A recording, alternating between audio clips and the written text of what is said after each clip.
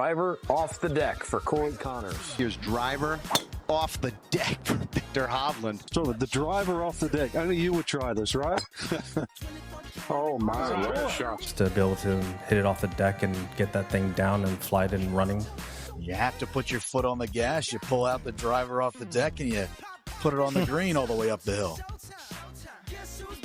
Welcome back to another episode of Off the Deck. Really excited to chat with Mr. George Roy today. But before we get into that, the show is now sponsored by Idika Golf. I'm rocking the Sebastian hoodie today.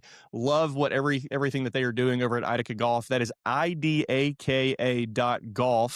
to check out their new spring line. And make sure you use OTD25 for 25% off your order. And really appreciate Steve Peering and everyone over at Idika supporting our show. Mr. Roy, welcome to Off the Deck. Yeah, thanks for having me, Josh. I really appreciate being on here with you guys and getting to kind of share my story and where I'm headed, what we're doing. Yeah, which I want to get into all of that. But first, tell people who you are, where you are, and then we can dive into all the things Strikers Forge and everything that is going on at your facility. Okay, awesome. Yeah, so I'm a PGA professional. I've been a PGA professional since actually finished school in 2013 and got my Class A membership in 2014. Going through the PGM program, I don't know if you guys are familiar with that. I had the opportunity to go down to Dallas, Texas and work at the Hank Haney Ranch for a little while and deal with hundreds of juniors through summer camps and stuff. Got to shadow a lot of really good coaches. Got to basically build my coaching foundation on Hank's philosophy of neutrality, right? Like we see, modern culture, everybody's always trying to develop or rediscover something new, when in reality, neutrality is where the fruit is for most of us. So it was a great foundation for my coaching and teaching. And then after that, I went back I'm originally from Southern Maryland, outside of DC.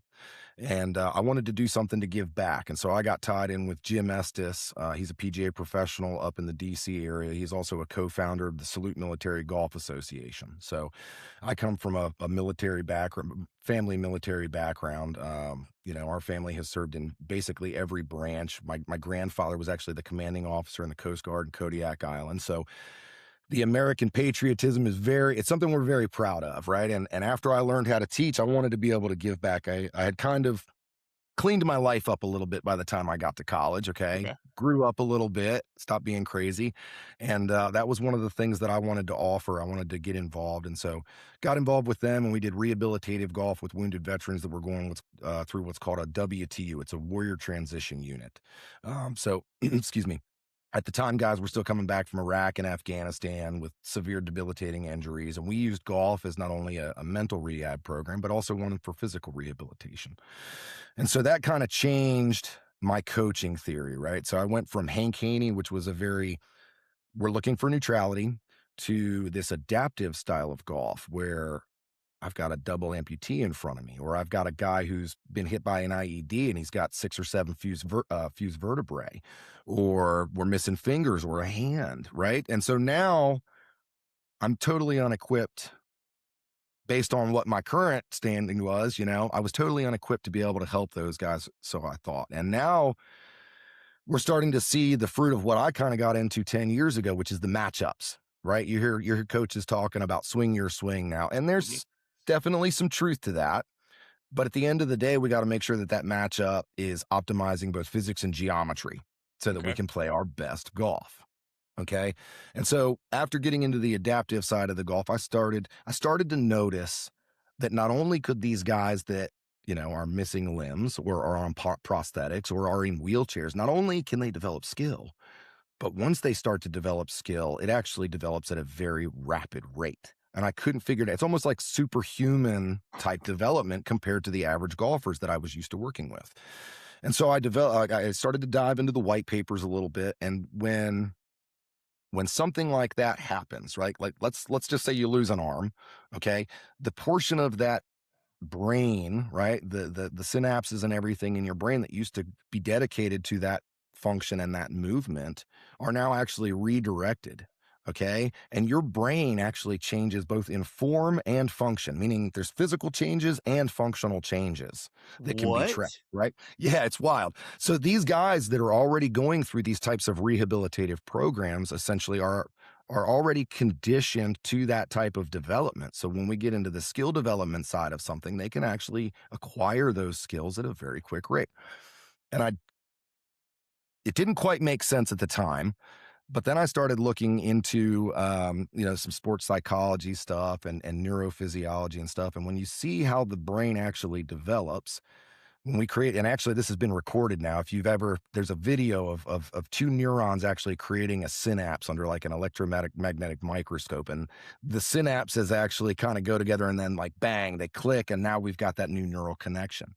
Okay. So I wanted to find out how could I not only develop skill, but optimize the training that I was doing to help develop those synapses quicker and stronger, right? I want them to not only get better, but get better in a bigger way faster. Yeah. And so I started looking into adaptive learning models, right? It's a model for kids, pretty standard stuff. You test, you form your baseline, you you figure kind of like a SWOT analysis, right? You figure out You where analyze, you implement, and then where you they're play. at, where's our weakness, and then we implement some type of change, and then we test again, and it's just a cycle after a cycle after a Yeah. cycle. And the thing that I have found over the years is that it's not necessarily the drills that you're doing or the things that you're working on or the technique that you're attempting to develop. It's how are you framing the training environment? Okay. And I hear a lot of coaches talking about, oh, I want my kids to succeed. I used to want them to succeed too, but now I want to facilitate failure. Okay. Now I Okay. want them to succeed by learning how to overcome not just failure, but the right type of failure framed in the right way at exactly the right time. Okay. And you'll see block versus random practice. I'm sure you guys are familiar with those terms. Have you ever heard of that? I don't know that I am. What is Okay. that? So blocked practice is essentially like if you were to lay down a putting mirror on a 10-foot putt and you're looking to do technical development, right? We're working on refining our technique. We hit the same shot over and over and over and over and over again, right? Mhm. Okay, randomized practice would be completely different. It would be me having you hit a 10-foot putt here and then maybe hitting a chip from over here and then maybe giving you another putt, but with a different line, different speed, different target. And so these were the types of things that I started to do with my product, the Low Zone. It's a short game training system. For coaches that are out there listening to this, string drills, survey tape drills. I'm sure you've seen coaches use that stuff for their junior camps. Mhm. It's a pain in the butt. Okay. Especially if you got a bunch of kids in Yeah. your camp, you're setting up multiple locations. You're out there for 45 minutes for an hour doing your different drill stations and setup. And a lot of the times the string, once it's pulled up, man, it's into a tangled nest, no matter how clean you try and put it away. Right. And the flagging tape is done. And so I created the Low Zone. So I had a product that I could place down very quickly, use it for different drills and different configurations. And we started selling that in 2016, I think. Okay. 2016, I went to the PGA show and launched down there and then got hooked up with Golf Around the World at the time was the name of the company. It was Dr. Gary Wyron's company. It's now golftrainingaids.com. But got to sell some product with them for a little while. And that was really cool. He's the guy that wrote the PGA's teaching manual. So super neat experience for me. Great people. Him and his wife both just salt of the earth, top shelf people. Yeah.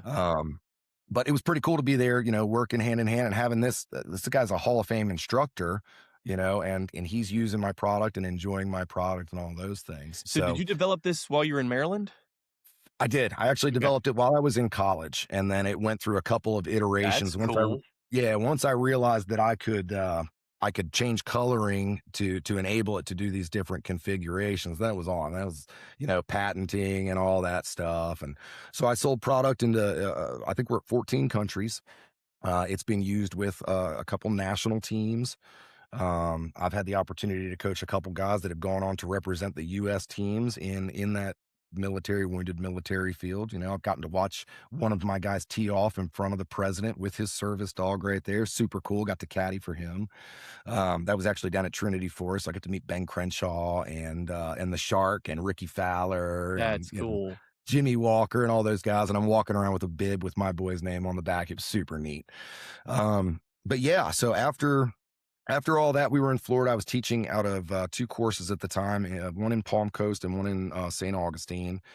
And with the product rolling out and doing everything myself, it just kind of burned out. And we had recently refinished our house, and my wife and I were like, "Look, we need to slow down a little bit. We need to, do something a little different." So in 2020, we moved out here to Tennessee to homestead with our kids, and COVID happened and all that nonsense. And I actually thought I was done with golf after COVID. I was gonna just kind of crawl into a hole here. I got hooked on timber framing out here as a homesteader, so I was Okay. gonna be a pioneer, right? I'm still gonna get to do that. I'm gonna eventually build a barn down there, timber frame barn.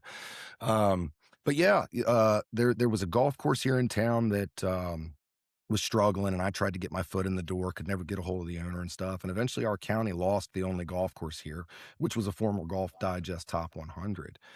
And if you're familiar with this area, once you're in this valley here, you're kind of in a little vacuum, right? Mhm. There's not a lot for our kids to access in terms of recreation.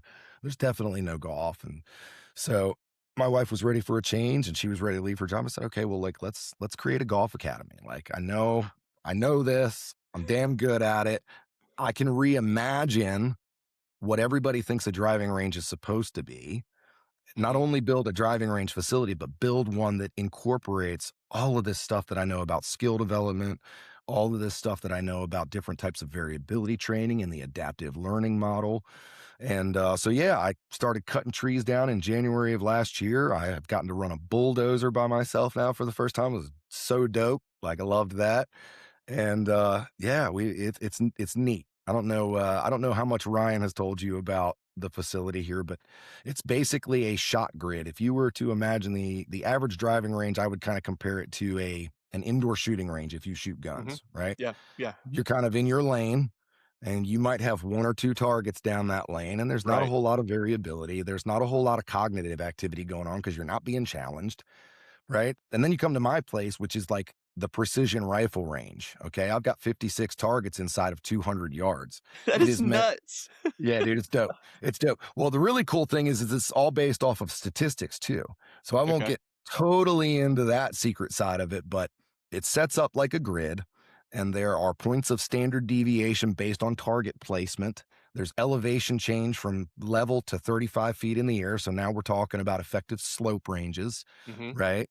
And we've got it walled out with logs to kind of do that PB die, like it gives depth perception, but it also creates an optical illusion. The targets are the size of postage stamps. So if you're hitting targets out here, you can go play golf anywhere Yeah. successfully. You know, if I could just get my kids that are here to understand how important a good wedge game is and to stop trying to hit, bombs out there, like Right. that's it. So that was the purpose behind this facility. It's like, how do I engage the student? How do I educate the student? And how can I empower them through this facility and my programming? So yeah, it's been like I told you in the pre-call, it's been kind of tough, right? Like Yeah. I'm in the middle of nowhere doing something completely new with no market, and it's going okay. It's going okay, man. I'm blessed. I'm blessed to be able to do it. Everything has got its struggles when you first start out, but it's the Right. typical entrepreneurial process. Got to grind it out for a little while, and eventually, once you're there, you're there. Just got to keep going. So, So um, what all did you take from working with the guys, the wounded warriors in Maryland? I'm sure there's some of that you're leaning on or has helped kind of build this foundation for this now. Is that correct? oh yeah, and I would think that the biggest like bullet point, right? If I were just to give you a one bullet point, Mhm. you are capable of anything. You're capable of anything. Okay. I think I can speak for myself in this. The hardest things that I've ever had to overcome in my life are what pushed me to be the next level and better. Right. The things that I thought were going to break me made me stronger, gave me more grit. Right. And I think that if I can facilitate that type of thing, especially in kids, like if I can get a kid to understand that working towards overcoming the challenge is the real goal and not the result, they're capable of anything, right? Anything, right? And that's actually one of the things. So we have a champion's mindset pledge that the kids have to sign over here when Okay. when they join. Okay. And champion is an acronym, right? So we've got courage, humility, accountability, motivation, perseverance, integrity, ownership, and then nobility, right? And my thing at the beginning of this is that winning is not what makes you a champion. It's simply the byproduct of being one. Okay. And I want the kids to understand that when a coach tells you that it's the culture of a program that separates a program and it separates the athletes within that, 100%. Okay. 100%. I don't care what radar you got. I don't care if you got pressure mats. I don't care what tools you have as an academy or an instructor. If you do not have culture there and you do not have buy-in to that culture, your kids are not going to be what they could be, right? Yeah. Like you have got to, and that's another thing that I think a lot of people don't understand is when we're setting our goals. We talked about me facilitating failure. Everybody sets goals they know they can hit, right? And I'm so guilty of because that. they set, yeah, right, unrealistic goals. Okay, I want unrealistic goals and realistic stepping stones. Okay, that's the strategy. Is like shoot for the stars and give yourself a realistic pathway as you shoot for those stars. Yeah, to get there. Right. Yeah. Yeah. So that's a big thing. It's not just the golf here. It's the culture, it's the recreation, and the big thing is the community, man. So like that's really what I want. I don't want to be dealing with the public golfer off of the street who wants to come and get a swing lesson and get fixed. I want to deal with the people who are interested in skill development and understand that it's a pathway, right? It's a process. Like you're not going to go get a Planet Fitness gym membership, lift dumbbells one time, eat some pizza, and think you're now in shape. Right. Right. Right. But that's Yeah. the equivalent of the hour-long swing lesson. It's like, fix me. Yeah. Yeah. Right. I was playing with a teacher not too long ago who he was telling me about someone who just asked for a lesson. And he's like, yeah, and I know that guy wanted to get the lesson just because it was kind of in vogue and that he thought it was the cool thing to do to come get a lesson from him. But Right. he's like, and he went on to tell me, he's like, and I know that guy's not doing anything that I told him. Right. And I'm like, Yeah. it's exactly what you just said. Like, Right. yeah, unless you're really committed to it, to be frank, it's a waste of money. Like you've got to Right. buy into the process. And that's what I wanted to get at is a lot of the things that you're doing there. How do you what do you call the range? Do you call it Striker's Forge? Yeah, so George Roy Golf is me, right? And then Yeah. the facility, we refer to it as Striker's Forge, right? It's like Okay. the anvil, right? That's the kind of the analogy that I've put together for them is like if you were going to beat a blade, right? And refine your blade, it's blow after blow, intense heat, power of pressure, right? Like those are the things like steel sharpens steel, right? Iron to Yeah. iron, right? Like, and you've got to buy into that. And that's why I've got it modeled the way I do. It's not just now I can give you a single lesson, right? But you're going to pay the premium. You're going to pay my premium hourly rate. It Sure. actually costs less right now to become a member at the facility. And for a month, you get, an individual lesson plus unlimited use of the facility plus virtual coaching, or you can get 4 group sessions, or you can get both. Right. So there's pillars to it.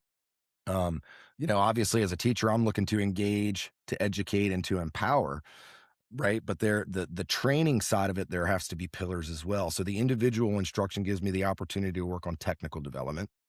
Our group sessions are very much framed in a skill development type thing where we're practicing, but then they end up in a competitive environment. So we're getting the skill and a little bit of pressure involved. There's that second pillar. The third pillar is obviously their individual practice when they can come out here and do it on their own. Exploration, that's a huge thing. Okay. You have got, when it comes to applying what any coach gives you, you've got to be able to explore it with some autonomy. Okay. It's not just about the aesthetic of what your move looks like. It's not about the positions, right? Like you are attempting to do things slightly different when you're out here in a different way. Yeah. I don't know if that quite makes sense. If I were to kind of sum it up, it would be like the industry standard is to work on technique, and then transfer it into skill development. I've flipped it. Okay. So I'm working on skill development in a myriad of ways that actually are the vehicle for the technical development. Okay. Right. So Yeah, we're well, and learning that's about like the short game ramps. Yeah. That stuff is so cool. So for the listeners, and I don't want to tell your story, but tell the listeners your short game ramps, because what you just said, I was like, oh yeah, I was like, you think of a driving range, I'm going to have flat lies and I'm just hitting it to basically a field. And there's pins out there at set yardages and that's it. And you Right. have done so much more interactively, but have also created environments that are much more realistic to what you see on the golf course. So talk about your short game ramps. You just hit the nail on the head. Like when it comes to training, we have to simulate the environment, Yeah. right? Like, yes, there is value to hitting into a net or into a screen with a launch monitor and stuff like that. But even there, you're only hitting at the same line, the same target line every time. It's just that you know what I mean? The targeting is Yeah. done by way of simulation. So the ramps out here, what we've done is we've got 3.5-inch ramps. And what it does is it equates to about a 4-degree slope.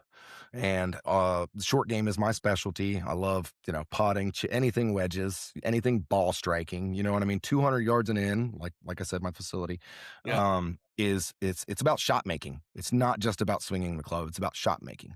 And when we get onto the course, we are going to see variability in turf, variability in lie, variability in distance of shot, variability in direction of shot. And these are all elements, and there's more than that, you wind, all that good stuff. Target change. We don't see players simulate any of that on the average driving range. Right. Right. None At of it. all. No. Now, one of my training matrix has always been, to implement that even at a regular driving range is you can like grab a golf card, a scorecard from your favorite club, right? And go play holes, right? Like if hole number 1 is a 320-yard par 4 with a narrow shoot and a forced layup, hit your yardage, pull another club based on how well you hit that first one and simulate that golf hole. Yeah. See what you would have done. Would I have made par, or did I hit a bad wedge and maybe it's more of a bogey situation? Track that through the card, because now what we're doing is we're stimulating a cognitive, right? A cognition, basically, the brain activity. Okay. That's not present on the regular driving range. The No. average Joe is out there ball after ball after Right. ball. Just hammering them. Yeah, like belt-fed machine gun. Dot, dot, dot, dot, dot, dot, dot. Yeah. 100 balls are gone in 40 minutes, maybe, if it takes that long. And so there's no, you're in that flow state while practicing. So there's no development going on at all. And if there is development going on, a lot of times it's actually a bad habit that's forming, or you're developing a compensation for something, right? Like if I hit 5 balls at the same target over and over and over again, eventually I'm going to figure out a way to make it work. Okay. Yeah. Is that optimal? Probably not. Okay. So what I'd want to do is I want them going through that cognition hardcore. I want them thinking, problem solving, analyzing, doing all those things before they ever get over to the ball, right? Because again, that's where that neurophysiology is going to be developed, man. That's where we're learning to develop new synapses. And the more we do that, the stronger those synapses get. So, there's a lot to it. If I were to just sum up one or two words, what I do, it's adaptation and variability, right? Like just like the ramps. Okay. So the wedge combine, get back to that. I just went on a big long circle. 4-degree ramps. And we did it for our men's group most recently. We do a wedge combine. I've got 6 pads down there, 6 bays, 6 men, right? The first bay is a flat lie. The second bay will be downhill usually. The third bay will be an above foot lie. The fourth bay will be a below the foot lie, and then the last one will be an uphill lie, and then another flat lie, but usually with a lob net. We have a lofty limbo is what I call it, where the kids, I can raise the bar instead of lowering it like limbo. I have a net and I raise it 6 inches by 6 inches by 6 inches, and it's like 4 feet in front of them. So we're out there trying to hit flop shots over this thing. That's awesome. Yeah, to Pokemon too, right? So we got Pokemon gongs out there, right? So we got the Pokemon going on, man. I was going to ask about the Pokemon relay. Yeah. Oh, the Pokemon relay is legit. So I will bring down a garbage can of balls and I'll stick it about 20 or 30 feet behind the tee line.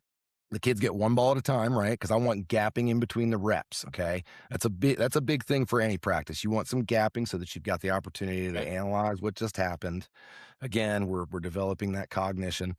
But yeah, so they each get 1 ball. They hit a shot trying to hit a Pokemon. They have to run back to the garbage can as fast as they can before they can hit their next ball. And each shot has to come within a proximity of the Pokemon, right? So the front 3 are Charmander, Squirtle, and Bulbasaur, like the original starter Pokemon. Okay. And then at the end, at 30 yards, we've got Charizard and Venusaur and Blastoise, right? So they've got to catch their starter Pokemon with a close proximity shot. Okay. Then the second level at 20 yards, they've got to hit a close proximity shot to defeat their challenging Pokemon. And then if they get the third one, they get the evolution stage, right? But there's kids running everywhere. And they're having a Balls blast. are flying. Oh, dude, it's dope. Yeah, it's dope. It's a really good time. They really enjoy that. That's so what I'm fascinated in so many ways by this conversation. What is your background for all of this neurological study and Just everything? independent study. What's Just that? independent study of white papers, following. I've got some really great colleagues that are in that space. Yeah. A really good book to read, and actually I'll give you two of them. There's a book called Peak by Anders Ericsson. Okay. He is one of the most successful sports psychologists out there. It's I can't remember exactly what the subtitle is, but I think it's something like The New Science of Mastering Skill or something like Okay. that. Fascinating stuff. It's on intentional and deliberate practice. He goes into all these different fields of people that are like unbelievable performers in their craft field, Yeah. skill, whatever it is. And then another one that's really good is by a buddy of mine, Adam Young. Adam Young's practice manual is phenomenal. It's a great insight into how to practice, the differences between skill and technique, right? Like we know the skill is how well you get something done, and technique is how you get it done. And just Right. because you've got it, I've seen a lot of really good golf shots hit really shitty shots. Sorry. Yeah. I don't know if I can, Yeah, you can no, bleep it's that out. fine. Right. All right, cool. Yeah. So, I mean, it's not, again, and that's the culture that we kind of have to break down a little bit. Is it's not always about biomechanics. It's not always about the technique. It's definitely not always about the aesthetics. It's about the matchups, the physics, and the geometry. I mean, the ball does not know what my body's doing. Only the club does. Right. And so when we get impact focused, which is what I do out here, I'm like, if I was going to teach you how to use a hammer, right, I wouldn't put you on one block of wood and give you a bag of nails and have you hit them all into the same surface, right? Like if I want you to be a Right. builder, I'm going to give you that box of nails and that hammer, and I'm going to have you building stuff. And that's how you're going to develop your swinging of the hammer. Same thing here with the golf club. We're impact focused. We're learning how to analyze ball flight, and we're using those things to kind of self-organize, not totally, because I'm there to guide them and keep them in the rails. And if I see something that is obvious that I know can, what I call the meats and potatoes, it's an approach to going after the core issue, but with the slightest change possible so that we don't disrupt that neural pathway that we were talking about, right? Because the minute you have to try and do something different is when we interfere with that signal. That's where we get out of our flow state. Okay. So yeah, lots of studies there. White papers. I started getting into white papers specifically in terms of skill development and micro variability, right? And it's not like, for instance, if I were to take you out with a wedge and I'd say hit 20 yards, 50 yards, 75 yards, right? You'd be able to do that fairly easily, right? Okay. And I would kind of compare Hopefully. that to Maybe Yeah, right yeah. now, no. I know a guy.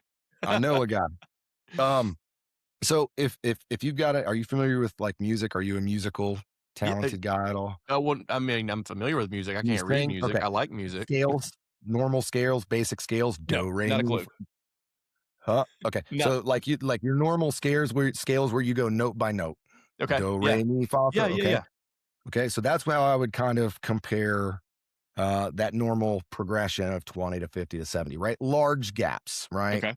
What I want to do is I want you to be able to scale pitch perfect. So we're not only talking about do, re, mi, right? We're talking about the majors, the minors, the off keys, the flats, right? Like now we're breaking those bigger scales down into even finer scales. Okay. So if you can't hit, now you could feel the difference between 20, 50, and 70. Sure. You might not be able to perform there, but could you feel the difference between 10, 20, 30? 30, 40, 50? Like if we break it down into 5-yard increments or 1-yard increments, right? So like I want them scaling in the finest amounts of variability as possible, because that's what's really going to have to key them in. It's easy to feel and adjust to the big change, right? Yeah. I want to fine tune them to the small, the really, really nitty gritty stuff. So the other thing, I don't, Fascinating. It's Yeah, fascinating. it's cool. I'm a big dummy, you know what I mean? I don't come off as a smart guy, but there's a whole lot of thought that goes into every. I told you, Mad Max meets Mad Scientist is what's Yeah, going I mean, on it sounds over like you're here. a voracious reader. Um, Well, did you? so I also study law and like global monetary policy and like Okay. I'm into lots of nerdy stuff. I want to know what's going on. I like a What did you good go to rabbit college hole, for? dude. So PGA, the business management, Okay. and then I'm on hospitality, and I Okay. actually owned my own businesses before that. So I'm adept at picking up skills very, very quickly. I am ADD, ADHD through the roof. So when I get obsessive over something, like I'm Yep. crushing it. Like you got no chance of keeping up until I get bored. Once I get bored, then you might Just catch up. yeah. Yeah. So I forgot to tell you one of the other cool things about my facility. And I don't know if Ryan mentioned this to you, was that it actually also serves as like a pitch and putt. So we Okay. actually go out onto the range where we have those synthetic target greens. Yeah.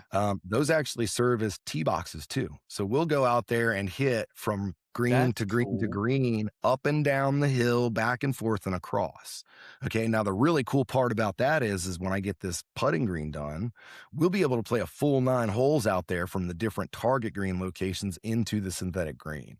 So it's like, again, I mean, it's kind of like a all-in-one skill development dream, right? Yeah. From my perspective anyway. So can you hit driver out there or no? Yeah, you can. So I've got targets to 200, and then there's a buffer zone that gets about to 240, I think is where it's Okay. at, and it's uphill, so it's kind of catches them. Yeah. For the men, if you can keep it on the range, like go ahead and hit driver. If you can't keep it on the range, we have something called a swear jar. Okay. And the swear jar is I actually haven't put it down there yet. I've been threatening to do it for a while now, and it's going to happen. But for every ball that you hit, either across the road or into the woods somewhere, if I got to go chase it, you got to put $1 in the swear jar. Okay. Now there's a reason to that, right? The kids know this. The kids can either give me push-ups or $1. Okay. All right. But what it does is it simulates that accountability that they would have on the golf course. Yeah. Right? Like if they lose their ball on the course, who's paying for that ball? Right. So Right. now there's implications to taking every shot. Every shot's got a little bit of pressure on it, right? Whether we're doing our skill development stuff or not. So, and it's also an accountability thing, you know what I mean? Like the honor system, again, culture. I want them to Yeah. have the right Big types time. of character. Yeah, if I can develop a good character in kids, man, like they can go do anything, whether it's golf or not. Oh yeah. Yeah. You know. So I guess you have to hand pick then? Yes. Yeah. It takes about an hour and a half to pick. Yeah, it's a task. Okay. So my son and I usually go do it, but again, we're on my homestead, right? Like we bought this property to homestead. So we've got goats and chickens and ducks and all that stuff. And my kids are here. And so we'll go down as a family and turn the radio on early in the morning. And we're down there for an hour and a half up and down the hill picking and everything. And Yeah, it's picking cool. balls. You know what I mean? Yeah. Yeah, at least for a little while. And my son inevitably always starts to complain right when we're about to finish, but it's okay. We're still getting good family time, you know? Yeah. So So you started this, you said in what year did you open? 2025 is actually, so in 6 months, we deforested, mulched, sculpted the land, planted the seed, targets out, pads up and tee line up, all within the first 6 months. And then we finally, let's see, 7 months. We opened August 15th of last year. So Okay. not only did I build out in the middle of nowhere with no market, no network, I also did it at the end of the golf season, heading straight into winter. So yeah. So how's it been just growing? I guess do you call it a membership? How do you refer to your clients? Yeah, so members. Yeah, we Okay. were set up as a PMA. It's an unincorporated PMA. It's all done through private contract. Basically, they pay me for my time on a regular basis, and then as a benefit, as long as they're not doing anything stupid, they've got full access to the range as long as it's outside of class hours. Okay. Now we've got different tiers of membership. Again, my entry level is either a private lesson or the 4 group sessions plus the use plus virtual. And then we can combine those things depending on the intensity of training that the golfer's looking to do. Like I've got one that's, I call it the Master Smith. I'm actually running a promo right now. So if your listeners are in the area, we're doing a bump up promo from our Blacksmith membership to our Master Smith membership. And okay, so for $225 a month, you get biweekly individual instruction. You get the 4 group sessions with your peers. Okay, you're in a peer group. It's not like it's just an open session where you'll be, kids and Yeah. like I want you to be with your peers, not only in age and everything, but also in Also skill. skill. Uh, yeah, yeah, yeah. And then obviously the virtual coaching and the unlimited use. So again, the idea is that if you are a member here, like, and you're bought in, you realize that you have to hit every one of those pillars, right? We have to hit the technical development. We have to hit the skill development. We have to have our autonomous exploration.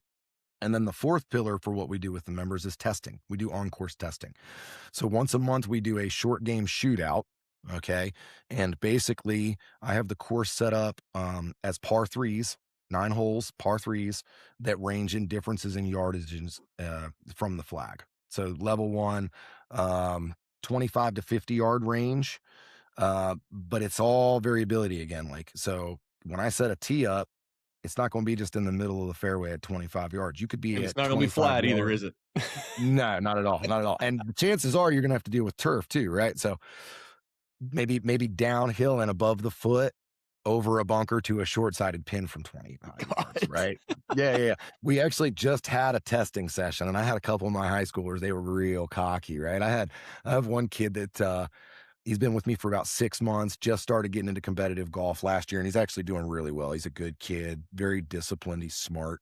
But he's started to get a little cocky, right? Like that golfer cocky that we all know that you kind of have to be successful. And he started to shoot under par occasionally on 9 holes. And so I asked him before we test, I said, "You going to be able to pass this time? Because they got to shoot 27 to pass and level up to the next yardage." And he said, "Man, I could shoot under par on 9. I'd better be able to shoot 27." I said, "Okay, I just remind you, like, you know what you're dealing with here. Like, I'm going to go out there and trick it out." He shot 29. So from 25 to 50 yards, he shot 29. It is not an easy task. No, It's not that's an not easy easy at task. all. No.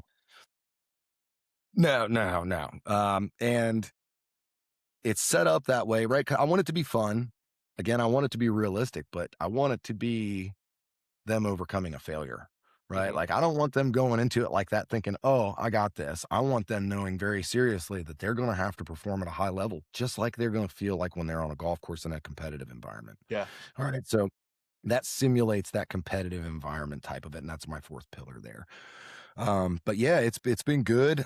We've got quite a few kids that are coming up that are starting to look really, really good. I've got a couple young ones that are probably going to be pretty damn good by the time they get into middle school or high school. When I say pretty damn good, I mean like elite type good. They Wow. love to practice, right? Like, and that's Ryan's son. Ryan's son's one of them. He has no idea how good he is.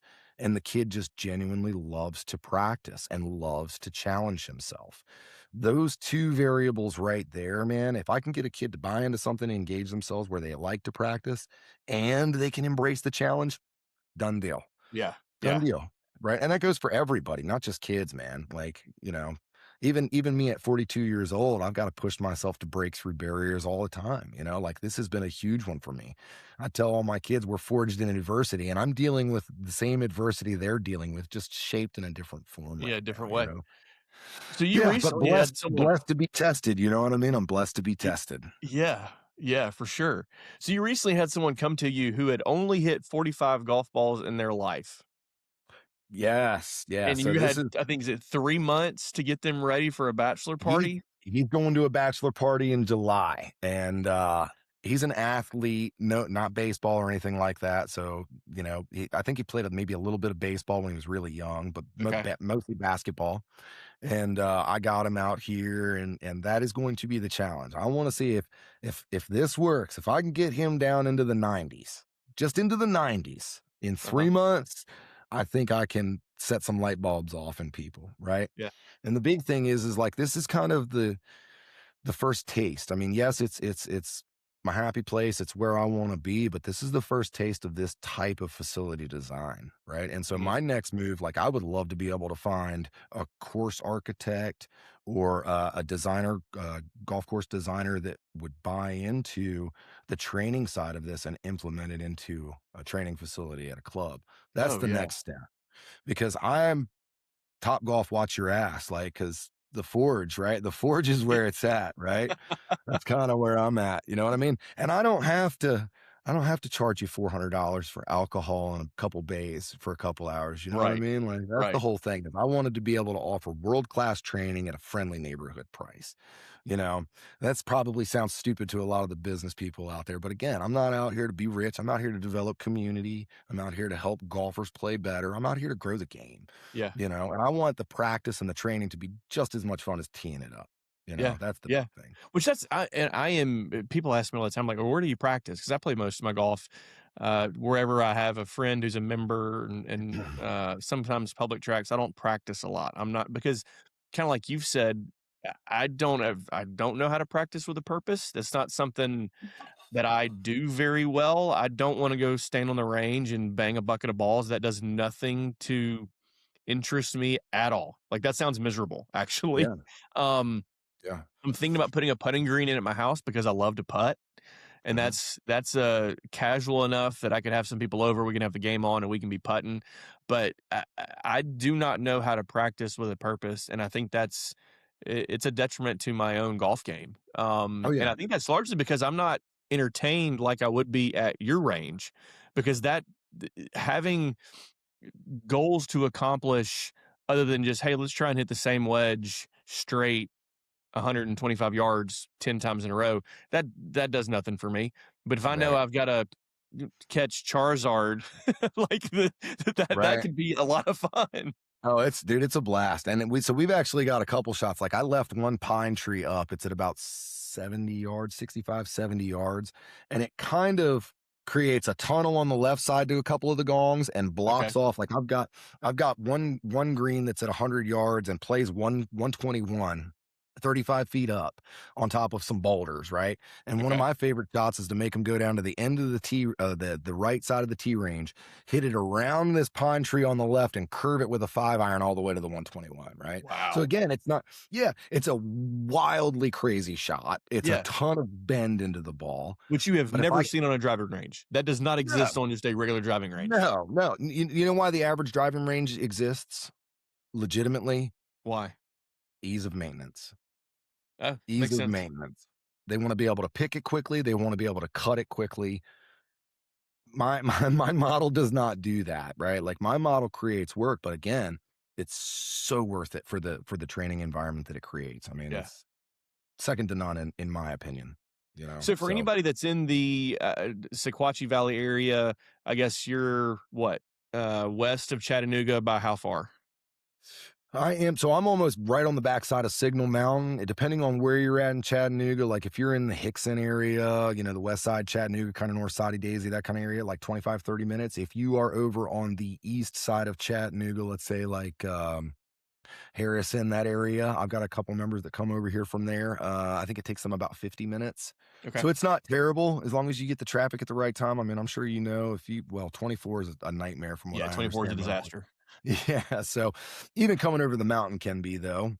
And that's really the big thing. You know, just like we don't want to go over the mountain to do stuff with our kids unless we Yeah. absolutely have to, they don't want to come over here to do stuff unless they absolutely have to. Now, you don't have to come see me, but you're not going to experience a training environment or a professional that'll coach you anywhere else like I will. You know, there are a lot of great coaches out there, but I do what I do better than anybody, you know, and I stand by that. The virtual coaching you do, is that something that you've got still people that you've worked with from even your time in Maryland and in Florida that keep in touch with you, to send you videos? Are you still doing any of Some of that? them, yeah. So I stopped doing the third party stuff. Okay. I was on Skillist for a little while, and one, I don't like the analysis software.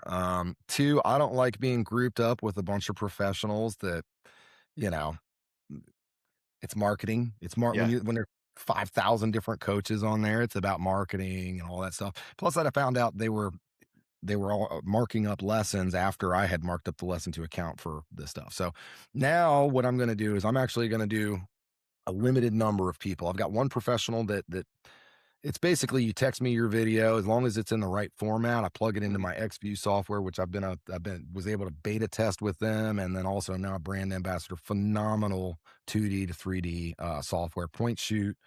It's got your AI models. It is just streamlined, totally streamlined my analysis process. So as long as you shoot it, no matter where you're at, it's like having me in your pocket.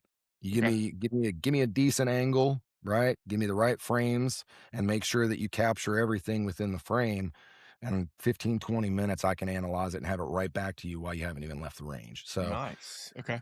yeah, that'll be cool. That's included with my membership here. I can't always get back to you that fast. Most of the time I can, again, because I'm looking to do a small community. Like I don't ever want to be dealing with more than 100 people at a time. I'm looking that sweet spot's going to be like 60 to 100 golfers for me, depending on whether or not I'm by myself. And even then, I think my first move over here will be to bring a coach on that specializes in like early childhood development so that we can start getting into the younger guys, right? Because I like the younger guys, but I'm getting old. I can't quite keep up with like the 4 and the 5-year-olds anymore. And so what I'd rather do is like maybe have like a high school golf, a girl that is more of a nurturing kind of energy for the littles and kind of prep and prime them, engagement, that kind of thing. Yeah, that will be the next move. But my goal is to be able to take them whether they want to be recreational and stay recreational or take them all the way to the top, meaning professional and touring, if that's what they want to do. We've got the facilities here to help them. That's awesome. So That is very, very cool. I had some ideas about things we would talk about today, but did not realize it would get as potentially scientific as it did. Yeah, nerdy. I like nerdy. Scientific's too formal. So if somebody wants more information about Strikers Forge, where would you tell them to find it? GeorgeRoyGolf.com. GeorgeRoyGolf.com. GeorgeRoyGolf.com. George, this has been a ton of fun chatting today. Yeah. Thank you for taking time to tell the story. I need to get up and see you just to experience it on my own. Yeah. I've seen Ryan Hardenbrook's videos and how he took Jude out and looked like they had an absolute blast. And I've got a 10-year-old. He was here when our grass was dead and there were no leaves on the tree. So it looked like crap. We got grass going off chain now. It looked nice and green. You'll feel like Frodo Baggins through the Shire as you walk around there. Yeah. I've been thinking about my daughter the entire time. She likes golf for about 3 minutes, but I bet if I had her at your facility, she would have a blast with it. So I need to carve out time to engagement, education, empowerment.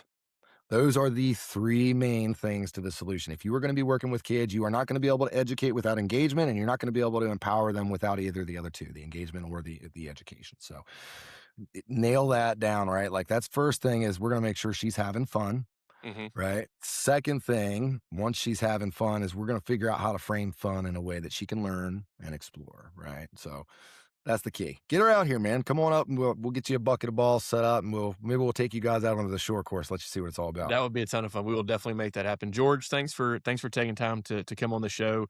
Excited to see what's in the future for Strikers Forge and looking forward to seeing your facility myself very soon. For George Roy, I'm Josh Stecker, and this has been another episode of Off the Deck.